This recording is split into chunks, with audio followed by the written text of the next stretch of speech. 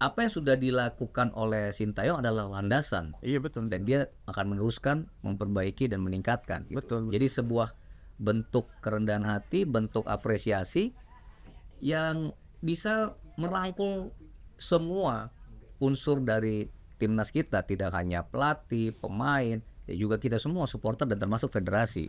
Dan kemarin juga menyatakan bahwa dia akan lebih memilih pola menyerang gitu. Ya. Ya kan?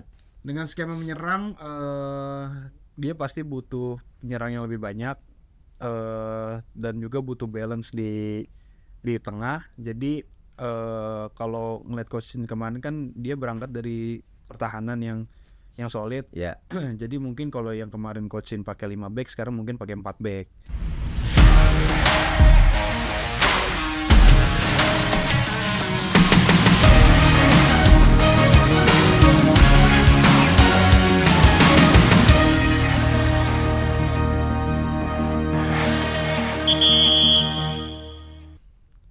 Tahun baru 2025 tidak hanya tahun dan bulan dan hari yang baru, tetapi pelatih dari timnas Indonesia pun sah baru, yaitu Patrick Kluivert menjadi pelatih timnas Indonesia untuk menyelesaikan tugas-tugasnya di kualifikasi Piala Dunia ya, terutama ya. Dan itu akan menjadi bahasan di sini di Halftime Break bersama gue Dave Revli dan kembali berdua bersama Bang DJ. Ye, Dave. Ini seperti yang kita tahu ya Bang DJ. Apa lo tahu? Lu kayak so tahu lu. Kita udah tahu. Oh, kita udah tahu ya. Iya. Sebenarnya minggu lalu tanggal 6 waktu kita tapping, itu ada feeling nih, aduh kita tayang nggak nih jam 12 siang yang waktu Senin minggu lalu kan. Tapi udahlah kita tunggu resminya. Nunggu resminya betul, karena emang apa namanya kalau menerka-nerka atau cenayang-cenayangan takutnya malah melenceng kemana-mana gitu. Agak sensitif soalnya Betul. kalau timnas ya kan. Makanya kita baru bahas apa namanya pelatih timnasnya tuh pas tapping kali ini Bang Ya. DJ. Dan hari Minggu kemarin udah resmi juga Bang DJ Patrick Kluivert melakukan press conference di hadapan ya mungkin bisa kita bilang di seluruh masyarakat Indonesia ya. Ya, secara soalnya disiarkan, ada yang nyiarin langsung kan. Iya, beberapa media juga nyiarin langsung juga gitu. Dan yang mau gue bahas di sini sebenarnya apa namanya terkait ya kalau kenapa penunjukan Patrick Kluivert mungkin di Harian Kompas udah ada yang beberapa udah ada yang bahas juga, tapi di sini kita pengen melihat potensi dari apa yang akan dilakukan oleh Patrick Kluivert dengan skuad timnas saat ini gitu Bang. Iya. Tapi lo ada komentar nggak Ya, terkait? yang pertama nih Dev, Kamsahamnida, Coach Sintayong, ya kan? Kita minggu lalu sempet kan, jagat maya rame banget. Kayak seminggu ini berita tentang Betul. Sintayong dan Patrick Kluivert kayaknya trending ya, melebihi program makan bergizi ya. jadi ya dramanya luar biasa. Pasca pemberhentian ya, atau pemecatan Sintayong dari kursi pelatih timnas Indonesia, masyarakat kita kan terbelah. Gue sendiri waktu pas denger kejadian lu, gila ya ternyata ya. Tapi memang ya kemudian banyak sekali informasi, cerita ya kan, banyak di media sosial. Mungkin lu juga merhatiin lah banyak kawan-kawan kita, para pemerhati sepak bola atau mereka yang biasa disebut dengan pandit gitu kan, bicara tentang alasan dibalik berpisahnya timnas Indonesia dengan Coach Sin gitu kan, kemudian berlanjut dengan penunjukan Patrick Kluivert sebagai nakoda baru timnas. Yang jelas kemarin di Hotel Mulia ya gue juga ngikutin dari layar kaca. Tapi kalau gue dengar dan gue lihat gitu ya, lebih dari 150 media katanya Dev yang datang meliput ya Press conference ya. Pertama kali Patrick Kluivert menyapa Indonesia. Tapi yang mau gue bilang adalah ya welcome, ya kan, Coach Patrick Kluivert. Ya dan lu tahu sendiri Coach, ini bangsa yang besar, bangsa yang barangkali penduduknya atau warga negaranya ini cinta banget sepak bola ya kan. Kalau nggak makan selama bisa nonton timnas mungkin menjadi prioritas ya. Banyak cerita Coach, lu mesti tahu. banyak warga kita yang terserah deh mau jual apa kayak datang, bahkan kadang-kadang jalan kaki Ya. hanya untuk bisa melihat timnas bertanding. Nah kalau tadi kita ngobrol kan, ya udah banyak lah alasan mengapa Patrick Kluivert Ditunjuk. ditunjuk. Ya. Tapi gue boleh nggak curhat dikit nih? Gue tuh bingung sebenarnya. Pantun, Hah? nyanyi, terus sekarang curhat. Enggak. Jadi gue tidak terlalu banyak masalah dengan Patrick Kluivert karena Oke, oke. sebenarnya Iya, iya, iya. kan sewaktu Patrick Kluivert ditunjuk Ya. di media sosial juga kok jadi banyak yang ngomongin bahwa Coach Patrick masa lalunya gitu lah sekarang. Oke. Ya, satu-satunya masa lalu dia yang gua nggak terlalu doyan tuh, yang gua nggak terlalu suka adalah gue sebagai Interisti, ya elah pelatih timnas gue pernah main di rival sekota gitu kan. Cuma itu aja sebenarnya. Gue sempet mau nanya sama ketua umum PSSI, Pak, Bapak kan mantan presiden Inter Milan. Oh, Pak. iya. Oh Bapak nggak, apa Bapak timbang-timbang di situ sih? Tapi ya udahlah ya kan. Yang Coach Patrick Kluivert adalah yang terbaik yang hari ini. Betul. Ya menurut gua cukup layak lah untuk menukangi timnas kita. Ya kalau lu sendiri deh, sebelum kita ngomongin bagaimana di bawah Patrick Kluivert nanti, lu sendiri gimana ngelihat Coach Patrick kemarin gitu? Yang gua lihat apa namanya, ya kan seperti yang kita tahu lah, maksudnya CV atau pengalaman si Coach Patrick Kluivert ini selama melatih, apalagi terutama di timnas kan belum sebanyak dan belum ya bahasa kita mentereng itulah gitu. Iya. Cuman gue lihat bagaimana gestur yang ditampilkan sama Coach Patrick kemarin ketika di press conference. Ya maksudnya dari awal dia datang kita lihat kan antusiasnya disambut dengan begitu ramainya oleh media dan mungkin para fans juga. Terus ketika press conference, dan gue udah lihat beberapa interviewnya dia juga di apa namanya, di media-media lain juga, pembawaan dia gitu. Selama dia menampilkan di press conference dan di interview itu, gue melihat bahwa Patrick Kluivert ini tahu dia kesini dengan tujuan apa, dan dia tahu bagaimana dia ingin mengimplementasikan rencana dia dan apa yang ingin diterapkan di sini gitu. Jadi di luar apa yang tadi udah gue singgung tentang pengalaman dia melatih atau masa lalunya, ya gue melihat sisi positifnya itu ya bagaimana Patrick Kluivert menyampaikan visi dan tujuan dia di press conference kemarin. Itu sih yang gue Dia begitu ini ya Dev, kalau gue lihat juga dia bisa menguasai panggung, betul. Dia bisa tenang menjawab, dan dari beberapa pertanyaan-pertanyaan kemudian dia menjawab, nada optimisme itu terbersit dengan jelas gitu dari seorang Patrick Kluivert kayak gitu kan. Dan ada satu pertanyaan menarik ya, mungkin rekan kita juga yang bertanya. Yang jelas dia menjawab, Patrick Kluivert, bagaimana cara untuk memenangkan hati fans, ya adalah menunjukkan permainan atraktif dan memenangkan pertandingan. Dan itu kunci yang benar.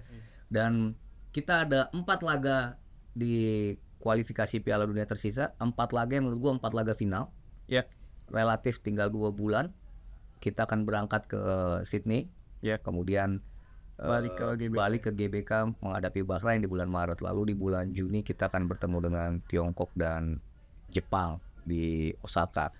Ya menurut gua apa yang disajikan kemarin dalam konferensi pers, yaitu tadi, menurut gue sih dia sedikit sudah bisa memenangi hati netizen yang berharap banyak sama dia. Bukan berarti kita melupakan dengan cepat apa yang sudah diberikan oleh Coach Shin, karena Coach Patrick Kluivert juga kemarin menyatakan bahwa apa yang sudah dilakukan oleh Sintayong adalah landasan. Betul. Dan dia akan meneruskan, memperbaiki dan meningkatkan. Betul. Jadi sebuah bentuk kerendahan hati, bentuk apresiasi yang bisa merangkul semua unsur dari timnas kita, tidak hanya pelatih, pemain, ya juga kita semua supporter dan termasuk federasi.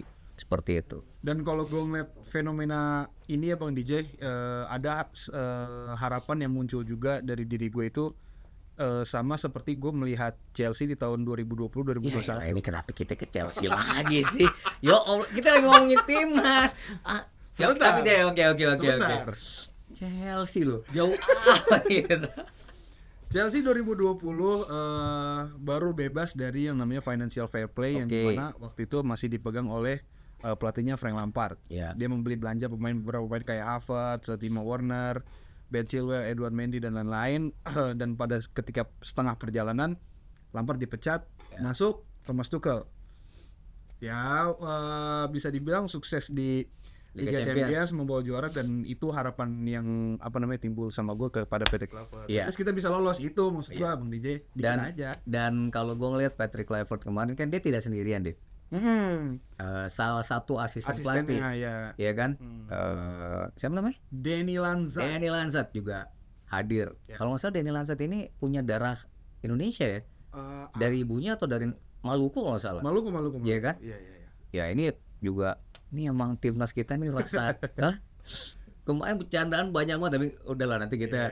Tapi kemarin Patrick Kluivert juga menyatakan bahwa dia akan sangat serius untuk melihat semua talenta yang ada di timnas. Betul. Tidak hanya para pemain diaspora yang mungkin menjadi jantung, tapi juga pemain-pemain lokal yang memang punya talenta tinggi. Betul. Ya kan, dan itu dibuktikan juga dalam konferensi pers. Setelah konferensi pers malam harinya mereka ada makan malam gitu ya, Dengan beberapa pemain. 5 pemain kalau nggak salah, Egy Maulana Fikri, Rizky Ridho, Witan Sulaiman, Ferrari dan juga Ferrari, dan Ricky Kambuaya. Ricky Kambuaya. Dan ini kan harapannya niat baik, membuka diri, membuka hati, ini bisa menjadi awal chemistry yang baik. Betul. Ya kan, belum lagi unggahan para pemain kita yang juga diaspora, ya kan, welcome coach semua kan, termasuk juga Bung Nova, Coach Nova. Coach Nova. Kalau nggak salah dia salah satu yang masih dipertahankan sebagai asisten pelatih yang gue dapat informasinya ya. Dan ini cukup baik kalau memang Coach Nova masih ada di tim kepelatihan, karena dia akan menjadi jembatan sejarah dari eranya Sintayong dan sekarang di eranya Patrick Kluivert. Dan buat Coach Nova juga ini menjadi sebuah privilege tersendiri, karena dia bisa berguru dari seorang coach ini yang punya pengalaman juga di Piala Dunia, dan sekarang Patrick Kluivert yang merupakan salah satu legenda Belanda di saat bermain. Dan ya walaupun tadi ya lo bilang CV-nya mungkin tidak sementereng, tapi ya semua orang kan perlu diberi kesempatan kedua. Betul. Niat dari seorang Patrick Kluivert adalah bagaimana ia membangkitkan, meneruskan gairah sepak bola, dan dia sendiri bilang kita akan berusaha untuk ke Piala Dunia. Dan kemarin ketika disampaikan bahwa Indonesia, dan dia tahu kan Indonesia masih punya peluang ke Piala Dunia, dan kemarin kalau tidak salah Coach Patrick berkata bahwa minimal dia akan dapat 4 poin, tidak kalah di 2 pertandingan di bulan Maret. Pengennya sih 6 poin. Tapi kan kita harus menaruh hormat kepada Australia, apalagi bermain di Sydney, dan Australia merupakan langganan. Ini kan optimisme yang oke, karena memang netizen ya apalagi teman-teman kita yang masih punya hubungan mesra gitu dengan apa yang disampaikan oleh Coach Shin. Pokoknya menghadapi Bahrain harus menang, wajib menang. Ya tapi kita emang pengen menang sih. Ya. Dan emang harus menang juga. Dan harus menang. Dan kalau kita berkaca dengan apa yang disajikan waktu di Bahrain sih, kita punya peluang itu. Lepas Bahrain baru juara Gulf Cup katanya, Piala Timur Tengah tuh kemarin. Ngalahin Oman. Jadi gue ngeliatnya Patrick Kluivert, dan kemarin juga menyatakan bahwa dia akan lebih memilih pola menyerang gitu. Ya kan? Dan kalau ngomongin pola menyerang ini, konon ada satu pemain diaspora yang rasanya mau dinaturalisasi. Yang akan gabung juga. Iya. Si siapa? Jaime Reidewald. Ya. Yang sekarang main di Liga Belgia tapi pernah lama di Crystal Palace. Dia baru pindah ke Antwerp itu musim lalu kan? Musim lalu. 2004-2002, dan sekarang masih di sana, dan sebelumnya tuh main di Crystal Palace ternyata. Makanya. Iya. Yang kemarin naturalisasi ya. Siapa satu lagi pemain naturalisasi kita yang kemungkinan akan Ole Romani. Jadi kebayang nggak, Dev? Menurut lu gimana skemanya kita nih? Kan kalau biasa dengan coaching kan 5-4-1, walaupun implementasinya bisa 3-5-2 dengan 2 wing ya. Kalau lu sok tahu lah gitu. Dengan skema menyerang, dia pasti butuh penyerang yang lebih banyak, dan juga butuh balance di tengah. Jadi kalau ngeliat coach Shin kemarin kan dia berangkat dari pertahanan yang solid. Ya. Jadi mungkin kalau yang kemarin coach Shin pakai 5 back, sekarang mungkin pakai 4 back. Atau waktu zaman coaching kan dia 3 center back ya. 3 center back ya. Dia pakai 4 ya. Ini pakai 4 dengan dua center back yang didukung sama full backnya. Oke. Gitu. Dan kalau gue ngeliat di tengah tetap ada 3, tapi gue melihatnya 2 DM dengan 1 Lebih- attacking midfield Oke. gitu. Jadi depannya 3 3 tapi kan yang 2 akan bermain di sisi kiri kanan luar kan supaya Iya. Ya 4-2-3-1 lah kalau gue menjadi cenayang dari skema yang Kalau- dipasang sama PT Clover nanti gitu. Kalau gue ya. Oke. Ya, gitu. Menurut lu sendiri bagaimana kita bisa transisi dari gaya bermain yang sebelumnya 4-2-3-1 lepas para pemain kita banyak pemain-pemain diaspora yang barangkali dengan sesama kultur yang Belanda ya. Dan kan ada satu lagi tuh asisten pelatih yang katanya jago taktik tuh. Alex Pastor. Alex Pastor, ya kan? Dan memang dia skemanya lebih suka 4-3-3 atau 4-2-3-1. Yes. Ya kalau ini kan yang namanya gue memprediksi lah. Ya nggak apa-apa prediksi. Kalau yang gue prediksi ya nanti kurang lebih skema atau line up-nya akan seperti itu. Cuman bagaimana penerapan di lapangan ya kita harus lihat lagi nanti di match pertama. Kira-kira kalau dalam posisi atau kondisi prima, siapa starting line up yang lu Gue dulu ya. lu bayangin? Kiper udah pasti Siapa? King Martin. Martin Pass. Iya. Oke. Dan 2 center back-nya itu ya gue harus bilang Jay Itse sebagai kapten itu nggak bisa kita cabut. Udah resmi ya? Udah resmi. Maksudnya itu aja ya kapten ya? Ya, Oke. sama didampingi oleh Sellers. Oke. Tuh 2 center back tuh. Ya. Nah di back kirinya karena masih rumor jadi gue nggak mau nyebut namanya, yaitu Calvin Verdong di situ. Masih rumor maksudnya? Enggak, Ada pemain yang mau masuk? ada pemain yang mau masuk tapi masih rumor jadi nggak mau gue sebut. Oke. Jadi yang ngisi posisi di wing kiri itu ya Calvin Verdong. Udah Oke. pasti tuh favorit gue soalnya. Iya, gue juga favorit gua sih. Di kanan itu udah pasti Kevin Dix ya. Kevin Dix, Iya. Kalau ngelihat 4 pemain belakang ya, oke sih. Iya kan? Iya.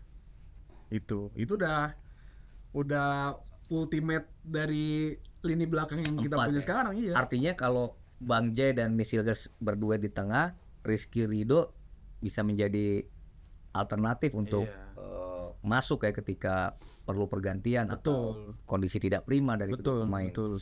Nah, kalau misalkan 2 DM? 2 DM gue ngeliat di situ wah ini banyak nih pilihannya nih sekarang, apalagi ketika nanti ada Ray DeWalt udah gabung join sama kita, pilihannya akan makin banyak. Oke. Bisa pasang Ray DeWalt di situ, dipasangkan dengan Tom Haye atau Tom Haye sama Ivar, Vajaner ya. atau Ray DeWalt sama Tom Haye yang depannya diisi sama Marcelino. Itu tengah variasinya banyak. Cuman kalau gua keinginan gua sih Tom Haye sama Ray DeWalt gitu. Jadi Ivar sama Hubner, gue pengen sih Hubner digeser lagi ke tengah.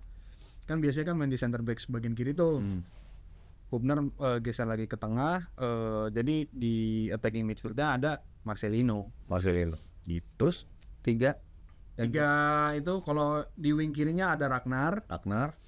Di wing kanannya ini masih perlu pembuktian sih kalau gua ngeliatnya ya. Itu kan bisa si Reinders, Eliano Reinders bisa di situ, bisa Bung Yakob Sayuri juga bisa di situ. Mungkin Rafael Struijk juga bisa dicoba dari situ juga, atau mungkin ada beberapa nama pemain lain, Witan atau Egi kan ada juga tuh. Nah makanya gue perlu pembuktian nih di wing kanan ini. Ya pun udah jelas kalau nanti oleh Rom digabung udah jadi tempat dia ya gitu. Dan kemarin juga Patrick Kluivert bilang dia sangat mengikuti perkembangan seorang Marcelino Ferdinand ya, dan kemarin juga Marcelino baru dapat menit bermain di FA Cup loh. Betul. Ya kan, di kompetisi tertua gitu ya, walaupun timnya kalah. Dia dapat kartu kuning ya kan. Tapi ya ini buat Marcelino Ferdinand ya, kalau lu benar-benar nanti diberi kesempatan bermain, ya gue berharap Marcelino bisa tampil dan menunjukkan yang terbaik. Iya, dan lebih tajam lagi ya. Betul. Kita tetap salut ya dengan apa yang ditampilkan oleh seorang Marcelo, terlebih ketika menghadapi Arab Saudi dia cetak brace, dan ini kesempatan dia untuk bisa lebih baik lagi Betul. dalam mengembangkan diri. Nah, Tapi yang jelas pilihan jadi banyak memang. Iya.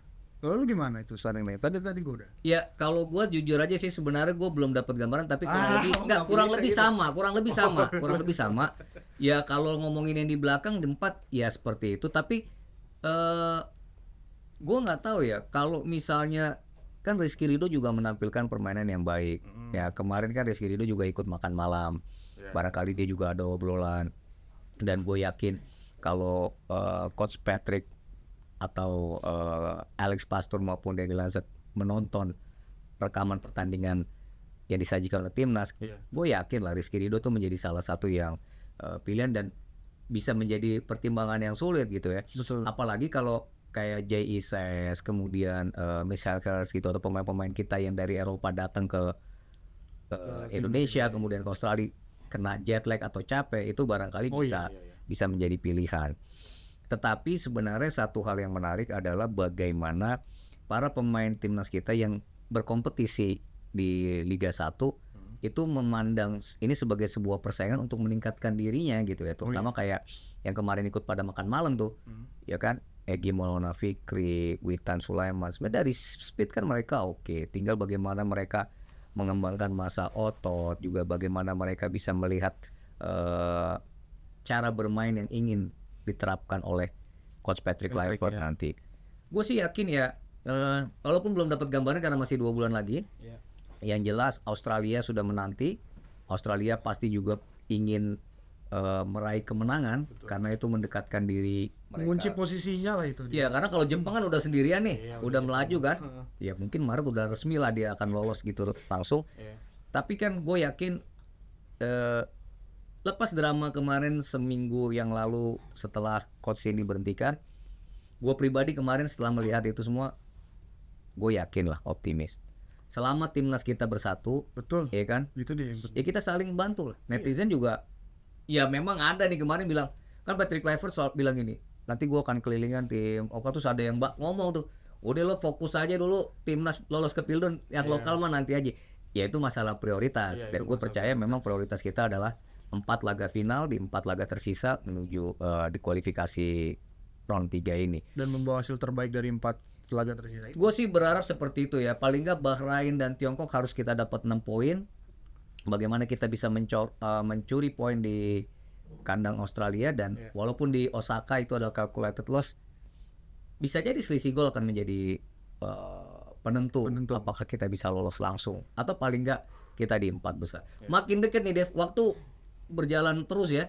Dan gua rasa sekali lagi Coach Patrick dan para pemain timnas, semua jajaran pelatih ya termasuk PSSI, kita berdoa bersama deh. Dan gue kemarin jujur sangat senang dengan apa yang ditampilkan Coach Patrick, walaupun mundur 1 jam katanya dari jam 3 saking rame mungkin saking banyak ini. Dan malamnya katanya Coach Patrick bilang dia menyukai makanan Indonesia, dia terbiasa dengan tekanan. Ya semoga tekanan bisa dikonversi menjadi semangat ya kan. Dan yang paling gue suka kemarin adalah setelah dia kasih lihat itu baju timnas, dia pakai peci. Iya kan? Iya kan? PK nih Patrick Kluivert peci keramat. Ya elah, ya kan? Iya dong. Tapi lo optimis gak? Timnas kita akan, iya kan? Optimis. Ya walaupun kemarin, bukan kemarin, tadi pagi deh. Bang DJ. Kenapa nemu orang yang sarapan lagi lo? Enggak ngobrol. Ya kan gue tadi cerita sama lo, gue ada penugasan baru nih. Ya kan? Iya. Bang, nih kalau emang begini kayaknya semua serba Londo nih bang. Iya kan? Serba Londo. Iya kan? Ya karena dari tadi aja lo Eliano Renders, kiri Ratna Mangun, bisa jadi semuanya. Iya kan? Apalagi kalau Tomai ke depan, Ivan Jenner atau apa. Bang, Jayan makanannya roti Holland bang, Holland. Iya kan? Ya nggak tahu lah ya kan. Tapi yang jelas mereka bukan orang Belanda. Buat gue itu mereka lahir sana, mereka punya dari Indonesia. Dan udahlah, kita nggak usah terlalu banyak dikotomi perjuangan timnas. Yang jelas kita dukung, dan lo semua nih, kita semua nih termasuk gue, lo juga Dev. Ya kita mulai nabung dari sekarang. Ke Amerika mahal bos, iya kan? Jadi Kalau kita nabung dari Sangat sekarang optimis dengan sekali. optimis ya kan. Kalau nggak di Amerika, di Meksiko, di Kanada. Iya betul. Iya kan? Iya, Meksiko asik sih. Nggak tahu. Nggak tahu ya. Ya yang pasti mahal ke sono, iya kan? Iya, iya. Iya kan? Iya kan? Kalau menurut gua gitu. Oke. Iya kan? Ya. Sekali lagi, welcome Coach Patrick Kluivert. Beserta jajaran-jajaran asisten dan jajaran-jajaran kepelatihan dari Kita percaya Coach Patrick sama Kluivert ya. Coach Betul. akan membawa angin yang baru. Era Coach Patrick Kluivert, era baru timnas Indonesia. Oke, mungkin itu dulu Bang DJ Ya. untuk pembahasan Patrick Kluivert. Mungkin nanti walaupun masih lama 2 bulan lagi, siapa tahu nanti kalau ada update-update lagi terkait. Tapi taruh. Apa? Kalau gue bisa ketemu Patrick Kluivert, gue mau bawa baju Inter Milan. Dia mau nggak tanda tangan? Bisa kali ya? Bisa dong, ya kan? Itu doang gue yang bingung. Aduh, tapi udah Pak Erik, saya setuju. Agak nggak ada korelasinya juga. Korelasi lah lebih fase kota. Soalnya habis pengumuman kalah kemarin Inter sama si Milan. Iya Tapi gak usah dibahas di sini lah. Gue udah move on dari kekalahan itu, ya kan? Oke, thank you Bang DJ. Siap. Kalau gitu kita balik lagi ke liga-liga di Eropa. Ya. Dan kita akan bahas di halftime break selanjutnya. So, bye guys, thank you. Ciu.